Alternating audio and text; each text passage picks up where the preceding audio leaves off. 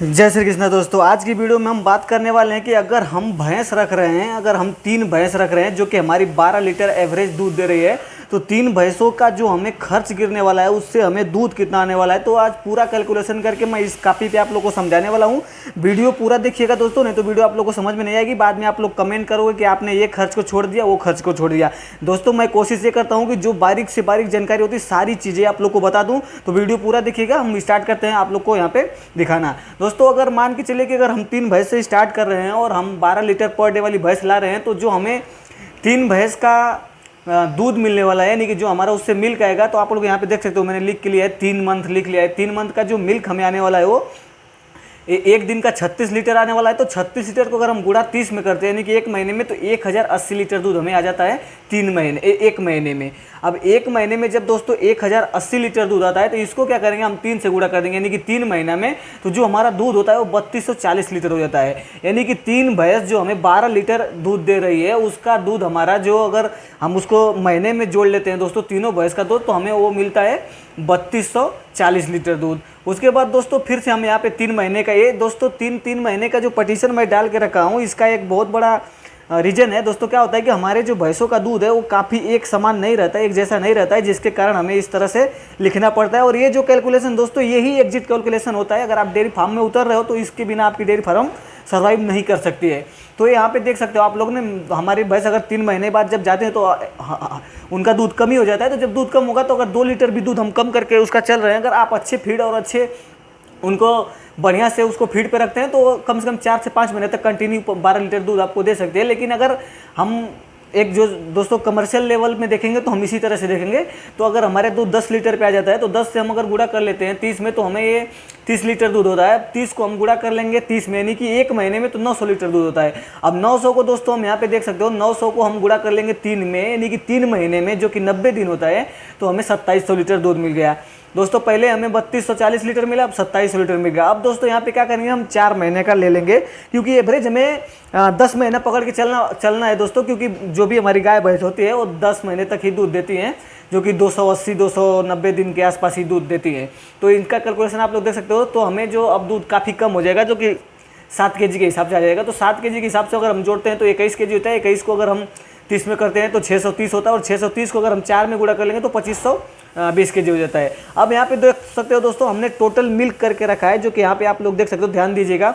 3240 हो गया, 27 हो गया, 2500 अपना 20 हो गया। अगर इसको हम टोटल कर लेते तो 8460 लीटर दूध हमें मिलता है।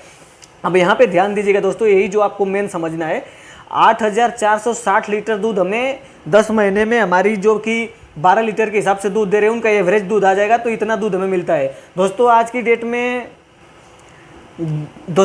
डेट में जो हम 60 रुपये तो नॉर्मल भैंस का दूध बेच पाएंगे। अगर 60 रुपये हमारा भैंस का दूध नहीं बेच पा रहा है, तो हमें भैंस का डेयरी फार्म नहीं करना चाहिए, क्योंकि उसमें नुकसान ही होगा। तो आप 60 रुपये अगर दूध नॉर्मल कहीं पे भी भैंस का दूध बिक रहा है, तो 60 रुपये के हिसाब से अगर आपका भैंस का दूध बिक रहा है दोस्तों, तो अगर हम इसको गुणा कर लेते हैं, तो आप लोग यहाँ पे देख सकते हो कि हमने गुणा किया हुआ है। तो जब हम 60 से गुणा करते हैं तो हमें 5,07,600 रुपये का दूध हमारा होता है। यानी कि 3 भैंस मिल करके हमारी 10 महीने में 5,07,600 रुपये का हमें दूध दे देते हैं दोस्तों। यहाँ पे ध्यान दीजिएगा, जो ये 5,07,600 रुपये हमें दूध दे रहे हैं, हमारा प्रॉफिट नहीं होने वाला है। इसमें हमारा अभी भैंसों का खर्च बाकी है, हमको पूरा निकालना पड़ेगा। उसके बाद हमें पता चलेगा कि हमारा प्रॉफिट कितना है। तो वीडियो पूरा देखते रहिएगा, वीडियो छोड़ के भागिएगा मत। ये जो 5,07,600 ये आपका प्रॉफिट नहीं है, ये इतना का तो आपके भैंस ने दूध दिया, अब उसमें से खाएगी कितना, ये मैं आप लोग को समझाऊंगा आगे। दोस्तों आपने तो दूध देख लिया, अब यहाँ पे हम खर्च देखेंगे कि हमारे भैंसों का खर्च कितना गया। दोस्तों हम जो भूसा खिलाएंगे 5 केजी पर डे खिलाएंगे, तो 3 भैंस है तो हमें 15 केजी लगेगा, और 15 को हम 30 में गुणा करते हैं तो 450 केजी महीने का हो जाएगा। और 450 को दोस्तों हम 12 में गुणा करेंगे। नहीं देखिए, खर्च हम 1 साल का जोड़ेंगे, ताकि पूरा 1 साल का हमें जो कैलकुलेशन खर्च का निकालना पड़ेगा, तो 12 में जोड़ेंगे तो हमें 5400 केजी हो जाता है। 5400 केजी को दोस्तों हम अभी के टाइम में हमारे एरिया में 8 रुपये केजी के हिसाब से भूसा हमें मिलता है।